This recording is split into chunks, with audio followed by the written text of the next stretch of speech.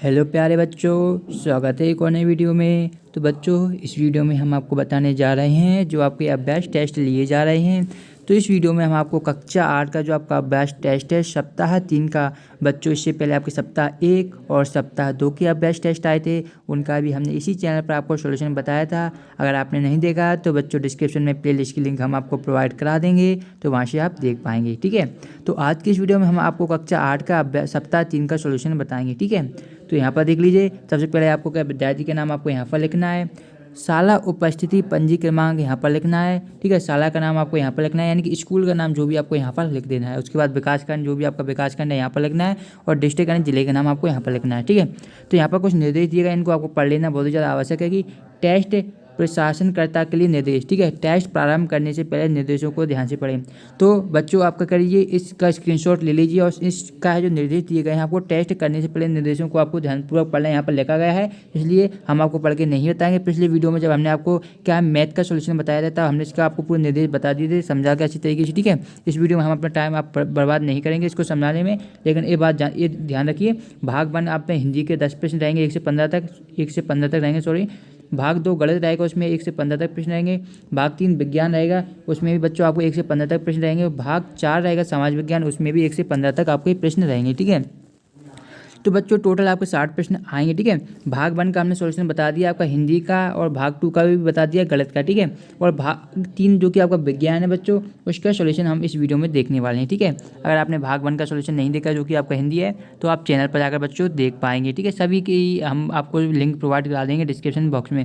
भाग 1 का हमने कंप्लीट सॉल्यूशन आपको बता दिया, सप्ताह 3 का जो हिंदी का पेपर है, तो जाकर जरूर देखिएगा। ठीक है, भाग 1 के बाद यहाँ पर देखिए, भाग 1 के बाद आपका जो भाग 2 आता है बच्चों गणित का, तो बच्चों भाग 2 का भी हमने सॉल्यूशन बता दिया था। ठीक है, जैसे कि इसका जो हमने आपको सॉल्यूशन बताया था वो बी वाला ऑप्शन था। ठीक है, इसी प्रकार के भाग 2 का भी हमने कंप्लीट सॉल्यूशन बच्चों आपको बता दिया है, तो जाकर जरूर देखिएगा। ठीक है, आज इस वीडियो में हम भाग 3 का सॉल्यूशन देखने वाले हैं। चलिए दोस्तों, भाग 3 का सॉल्यूशन स्टार्ट करते हैं। तो यहाँ पर देखिए बच्चों, ये आपका भाग 3 यहाँ से स्टार्ट होता है, जो कि क्वेश्चन नंबर भाग 3 है विज्ञान का आपका। ठीक है, तो यहाँ पर देखिए क्वेश्चन दिए गए निर्देश हैं कि प्रत्येक प्रश्न के नीचे दिए विकल्पों में से सही विकल्प चुनकर सही उत्तर की तालिका में लिखिए।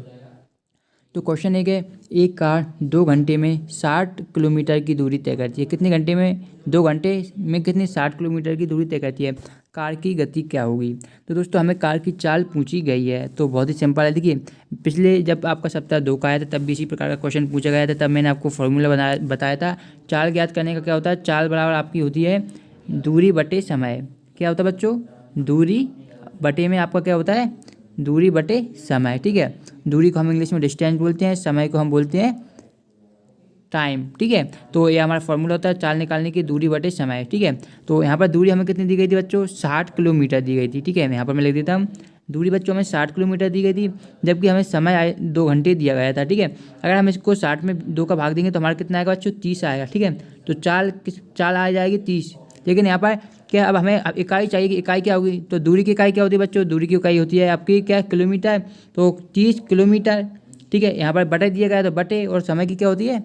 सेकेंड या घंटा। यहाँ पर किलोमीटर प्रति घंटे में, तो किलोमीटर प्रति घंटा लिखेंगे। ठीक है, तो यहाँ पर देख लीजिए जो आपका आंसर आएगा दोस्तों वो आएगा 30 किलोमीटर प्रति आवर, यानी कि प्रति घंटा। तो यहाँ पर आपको ऑप्शन पहला 120 है, 60 है और 20 है, लेकिन यहाँ पर 30 नहीं है। तो जो सी ऑप्शन है दोस्तों, सी में आपको क्या है, यहाँ पर नहीं दिख रहा होगा कि यहाँ पर कोई भी ऑप्शन नहीं है, यहाँ पर संख्या नहीं है, तो इसका आपका आंसर तो बच्चों सी वाला ही होगा, जिसमें आपका आएगा 30 किलोमीटर प्रति घंटा, या हम बोल सकते हैं प्रति किलोमीटर प्रति आवर। ठीक है, घंटे को आवर बोलते हैं, तो आपका सी वाला ऑप्शन बच्चों राइट आंसर हो जाएगा पहले का।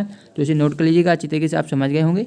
ठीक है, देखिए बच्चों, हम आपको पूरे के लिए समझा के ही बताते हैं, आपको सॉल्यूशन तो कोई प्रोवाइड करा देगा, लेकिन समझ आ गया तो आपको फाइनल एग्जाम में भी फ़ायदा होगा। ठीक है, दूसरा है, 4 विद्यार्थी पानी की समान मात्रा को एक जैसी परख नलियों में उबालते हैं। कैसी मात्रा है दोस्तों? पानी की समान मात्रा, यहाँ पर ध्यान में रखिएगा, नोट कीजिएगा इस वाक्य को।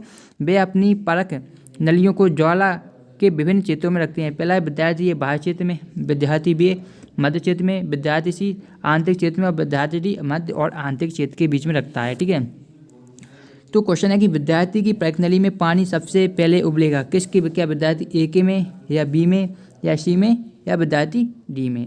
तो ये है क्वेश्चन 2। तो बच्चों इसका जो आंसर आपका हो जाएगा, देखिए यहाँ पर क्या है, समान मात्रा में हमने रखी थी परख नली को उबाला था समान मात्रा में। ठीक है, लेकिन वे अपनी प्रकनली को अलग अलग क्षेत्र में रखते हैं, बाह्य क्षेत्र में, मध्य आंतरिक क्षेत्र में, ठीक है। तो जिस क्षेत्र का ही उस अंतर पड़ेगा, जो क्षेत्र ज़्यादा निकट होगा ज्वाला के वो ज़्यादा गर्म होगा, ठीक है, और वहाँ पानी पहले उबलेगा। तो क्वेश्चन 2 का बच्चों आपका आंसर बी नंबर का हो जाएगा, यानी कि विद्यार्थी जो बी है जो मध्य क्षेत्र में रखा था तो उसका पानी जल्दी उबलेगा क्योंकि वो उसने मध्य में रखा था जो अपनी प्रकनली को। बच्चों क्वेश्चन 3 आता है कि एक किसान गुलाब की खेती करना चाहता है, वह परिवर्धन का कौन सा तरीका प्रयोग में लाएगा। बीजाणु निर्माण ऑप्शन ए है बच्चों, बी है खंडन, सी है युग्मक निर्माण और डी है कलम, ठीक है। तो किसान क्या करना चाहता है, खेती करना चाहता है, तो क्या उपयोग में लाएगा। तो बच्चों तीसरे क्वेश्चन का आंसर आपका डी नंबर का हो जाएगा जो कि है कलम। तो इसे नोट कर लीजिएगा बच्चों, आई होप आपने नोट कर लिया होगा। चौथा है आपके विद्यालय के प्रांगण में एक वृक्ष है, यह पतझड़ में अपनी पत्तियां गिरा देता है, बिल्कुल सही बात है। इन पत्तियों के निपटान का सर्वोत्तम तरीका कौन सा है, यानी कि जो पतझड़ में जो पत्तियां वृक्ष गिर जाती हैं तो उन्हें हमें क्या निपटान का कौन सा तरीका सही हो सकता है। पहला ऑप्शन है पत्तियों का विद्यालय प्रांगण से बाहर जला देना, सेकंड है पत्तियों को आसपास के जल क्षेत्र में बहा देना, थर्ड है पत्तियों को एक गड्ढे में डालकर कंपोस्ट प्राप्त करना, या डी है पत्तियों को विद्यालय के प्रांगण में बिखेरे रहने देना। तो क्वेश्चन 4 का बच्चों आपका आंसर सी नंबर का हो जाएगा कि पत्तियों को एक, यहाँ पर जो पड्डे लिख रहा है दोस्तों ये गलत है, यहाँ पर गड्ढे होगा, ठीक है। पत्तियों को क्या दोस्तों एक गड्ढे में लिखना है कि पत्तियों को एक गड्ढे में डालकर कंपोस्ट प्राप्त करना, ये तरीका होगा। तो नोट कर लीजिएगा क्वेश्चन 4 का आंसर। उसके बाद क्वेश्चन 5 आता है बच्चों, यहाँ पर देखिए जैसा कि चित्र में दर्शाया गया है एक प्रकाश की किरण दर्पण पर टकराती है, ठीक है। तो यहाँ पर देखिए एक प्रकाश किरण ये आपसे जो देखिए ये हमारा दर्पण है, ठीक है, और ये हमारी किरण ए आ रही है, क्या आपतित किरण होती है, और टकराने के बाद जो जाती है वो हमारी परावर्तित किरण होती है, ये बात आपको ध्यान में रखना है, ठीक है। तो यहाँ पर देखिए एक किरण यहाँ पर एक परावर्तित हो गई, बी ए सी और ए डी, ठीक है, और ये हमारी आपतित किरण है, यहाँ पर लगा हुआ है आपतित किरण, ये वाली आपतित किरण है, ठीक है।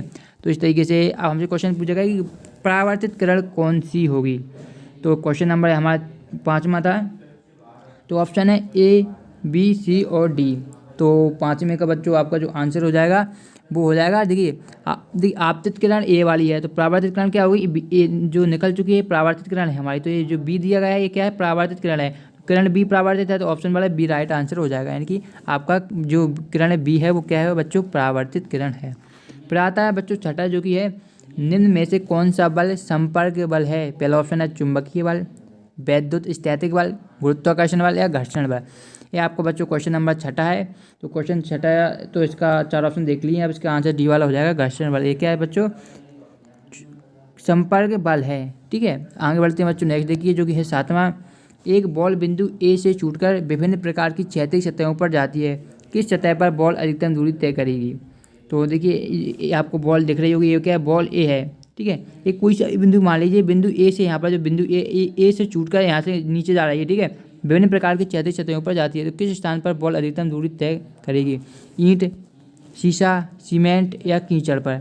तो ये आपका क्वेश्चन 7 है, 7वें का आंसर आपका बी हो जाएगा शीशे पर, ठीक है। तो ये आपका बी वाला ऑप्शन राइट आंसर है, इसे नोट कर लीजिएगा बच्चों।